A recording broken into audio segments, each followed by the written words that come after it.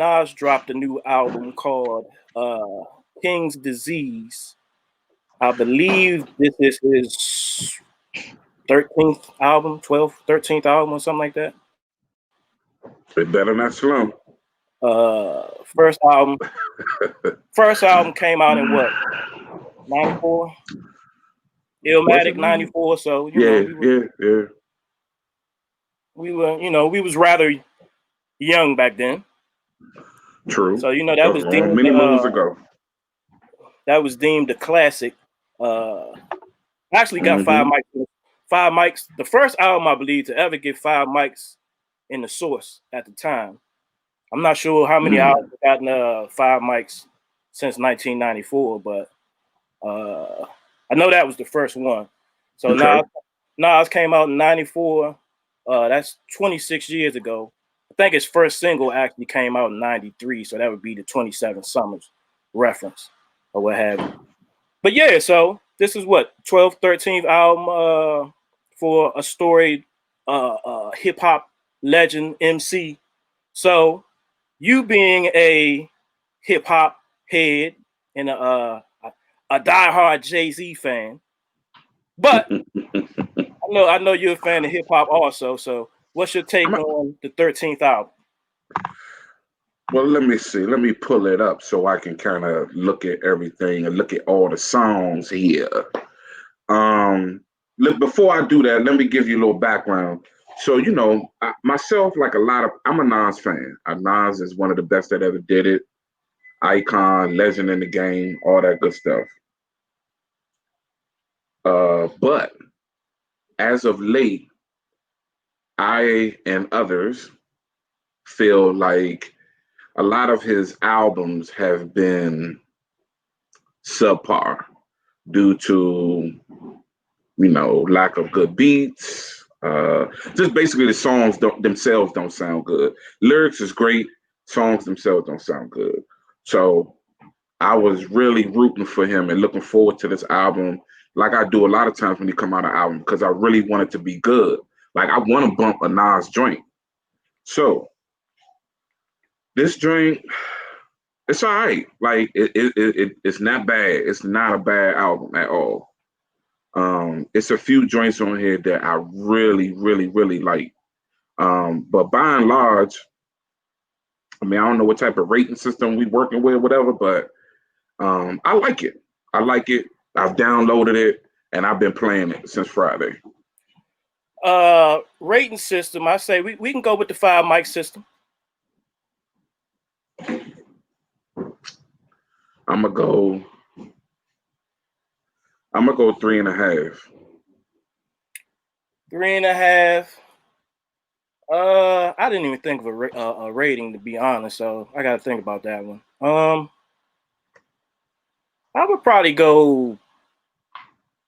I could go 3.5 to 4. I go 3.5 to 4. Okay. I go 3.5 to 4 because I like the album, but I think like Nas himself said in one of the songs where he said, "Y'all want the old Nas back? Go listen to an old Clue tape." Yep. It's not the rapping. Like I like the music on the album because the dude I could tell that he plays and stuff. He's playing chords and Heatmaker, ain't that his name? Hit Boy. Hit Boy, yeah, my bad, yeah. He's playing chords and bass lines and all that type of stuff. But every time Nas come out with a new album, I'm kind of like just looking for like a updated version of the '90s. But I don't think that's ever gonna happen. Like obviously that's not gonna happen. So it's like whatever. So that's the only thing, sometimes it takes some time to like listen and get into it, because you go into it with like your ear with a certain expectation for the music or whatever. Like right. you looking for Pete Rock and Primo and all that kind of sound, but that's not this. Nah, nope. Ain't no boom bap in this joint. Yeah. But yeah, overall, I mean, I might. Yeah, I could go 3.5, 4. I can go 3.5, 4, and feel comfortable with that. Okay, that's fair. That joint, the second song on it, the Blue Bends, Right. That joint goes. Like, that's one of the best songs by him that I've heard in a long time.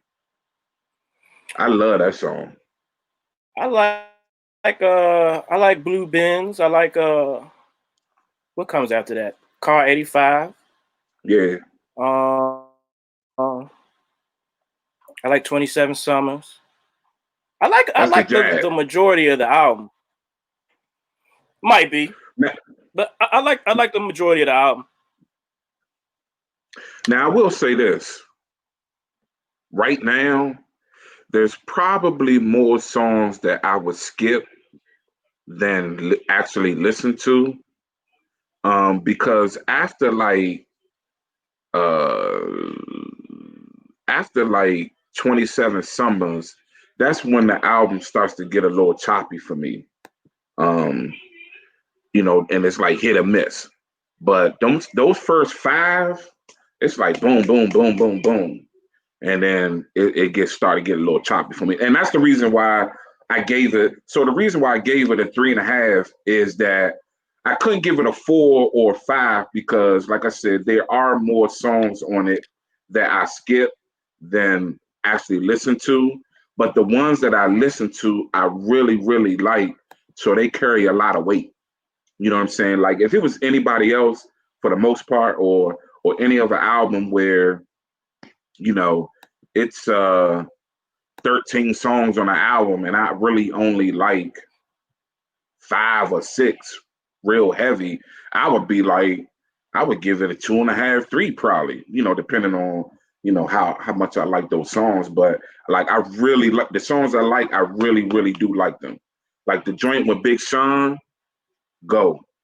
The joint with Charlie Wilson, nice chill, pop the top, that type of music. Like I like that whole vibe. Like so the joint, like I said, the Jones I like, I really, really like, and that is what carries the weight of the album for me.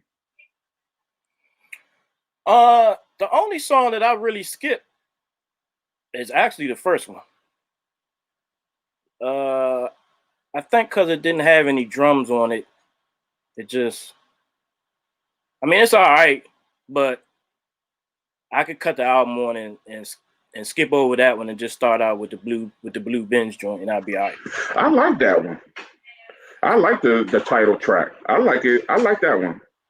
I mean, it's not a bad song. Like I said, I think it's just because it just don't have no drums on it. And it's just like I'll just expect. Eventually, am I expecting some drums to come in, but they don't never come. So I don't know.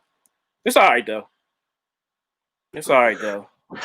What you think about the Joan? I'm curious to know your thoughts on the Firm Joan, the Full Circle featuring the Firm. Because when I saw that, when I saw that, like we talked the night it dropped, and I immediately went to my iTunes and started downloading it. And like iTunes do a lot of time, they don't release the whole album right away. Like at first I can only hear 3 songs, then it only let me hear like 6 songs, and then it gradually opened up the whole album. Well, for a while I saw the song with the Firm, but it wouldn't let me play it. And I was like, man, come on. I was geeking for that joint. Like, I mean, it's the Firm. It's Foxy, Cormega, like AZ, like, yeah. So what you think about that joint? I like the Firm record, but just going off of what the original Firm sound was and the subject matter, I should say, it wasn't what I was expecting to hear. I completely agree. Because I completely agree. if you listen to everybody's verse was about relationship matter. From I mean, he even Cormega was talking about females. You know what I'm saying? And I don't think I ever heard a Cormega song about females. So, but Never. the original Firm album was what 97. That was 97. So that's Yeah. 23 years ago. People grown up. People got Different kids. They done different been mindset, different married. mindset. Yeah. Yeah. So so the subject matter, but I would like to see what they would do if they actually went back now and redid what the Did a whole original project. what the original idea was with Dre doing the beats and and see how it would end up, with the original four or what have. Not like no 15 songs or nothing like that, like 8, 9, 10 songs, something like that. See what it Like an sound like. EP. Yeah, Well, I yeah. was. Go ahead. Nah, I was saying, I was. a song, album nowadays don't even have 15. You don't have to have all them songs on it. So like 10 songs, that's cool with me. I I was underwhelmed by that joint. Like I was really looking for, and you know what you said earlier makes a lot of sense. You be looking for that, that hardcore New York hip hop feel a lot of times, and a lot of cats just not on that. Like you said, you go through different things in your life, you grow up, and the music matures or what have you, and so there's a different sound.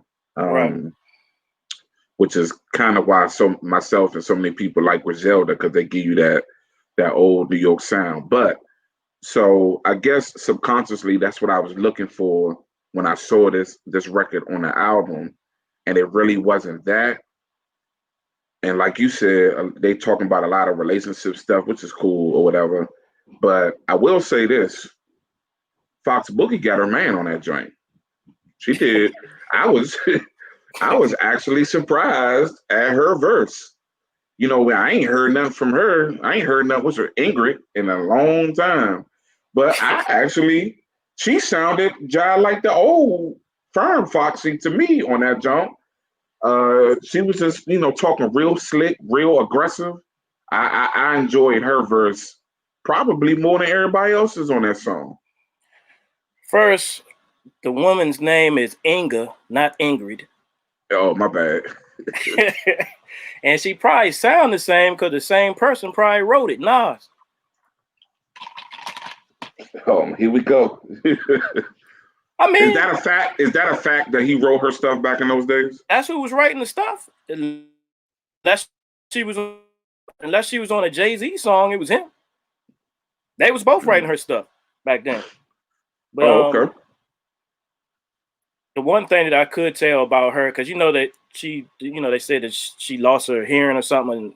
So I could tell that like I could tell her voice. They was putting a whole lot of studio magic to beef up her voice, though. I could tell that. Yeah, it did sound like she was kind of like struggling to get it out, so to speak. She was almost, how sometimes when you hear DMC talk, right? Yeah. It was kind of like that a little bit.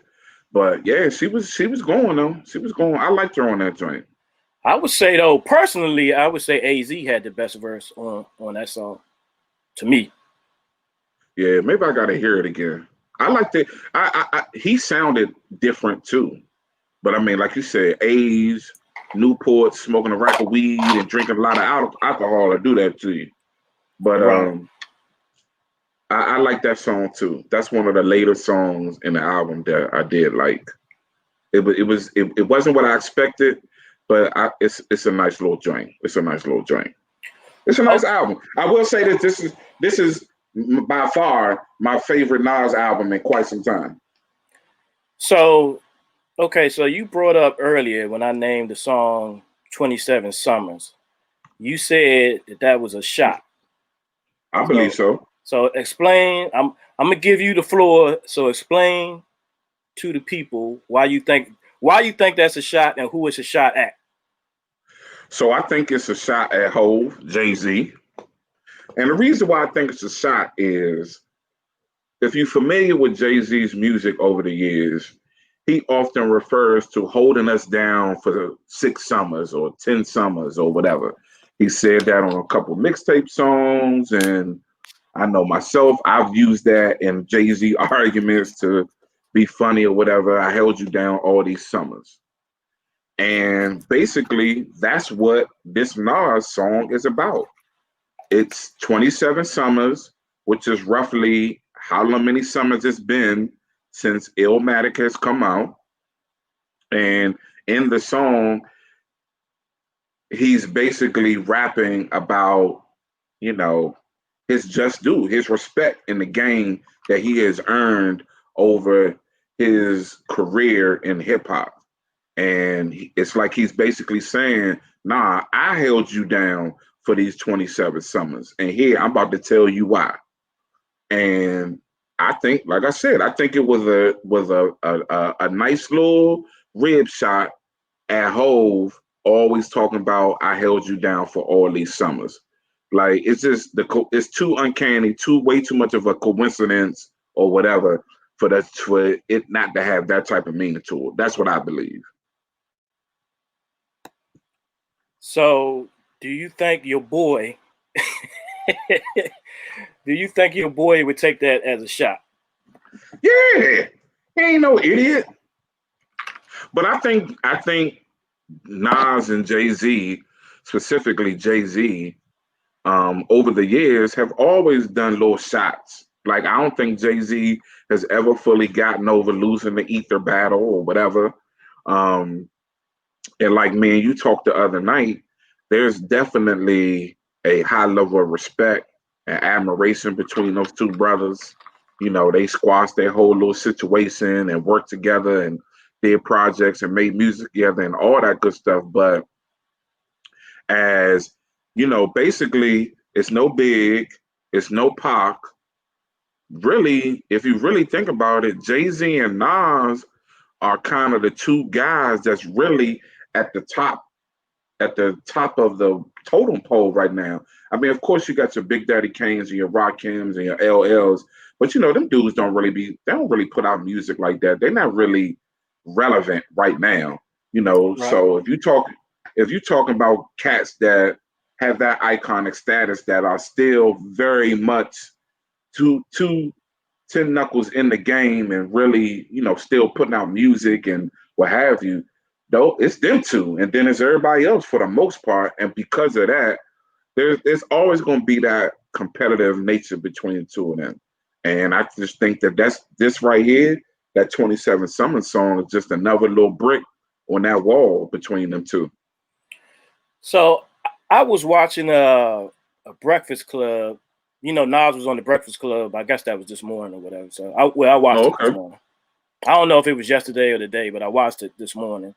So Charlemagne asked him, did Swiss hit him up about a versus? And Nas said, yeah, you know he did. And Charlemagne said, well, who was he talking about you going against? And he said, you know who he was, but he didn't say the person's name. And then when he asked him, so what you gonna do? He just like went on to the next question or whatever. So obviously Swiss is trying to get him and Jay-Z to come outside, but do you think it's gonna happen? Hove not doing that. Hove not doing that. You He don't not think he'll doing do it? that.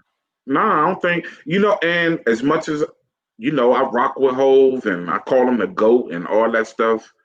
He don't want that. He don't want that smoke. I think Hove is the type of dude that um, he is fearful of looking bad in front of people, and that now, granted, I'm not. I don't know him. Know him from a can of paint. I ain't no psychologist. None of that. I'm just. This is just my opinion or whatever. But he appears to me to be the type of dude that um, he don't really he don't want that type of smoke. He don't want to ever be in a position where he might lose, and then may lose on such a grand stage. You know what I'm saying? Because you know, Hove for the most part, when he does battle people or have little issues, it's always subliminal shots. Da da da. Ether was the only time I feel like well, when he made Takeover, I should say. So Nas and Mob Deep or Prodigy, whatever, was the only time he really really jumped out there and let it be known, saying people's name. This is what I'm doing. This is how I'm going. Blah blah blah. For the most part, and he lost that battle. And like I said earlier, I don't think he ever really fully got over losing that battle. And I think, you know, Jay Z, he one of those dudes. He didn't do cribs back in the day. He don't do no social media, Instagram stuff or whatever. And I just think he's just not. He not gonna put himself out there to do that. Nas would do it. If Jay Z was like, yeah, let's do it. I think Nas would be like, all right, bet, let's go song for song, hit for hit, album for album, and let's rock and see what happens.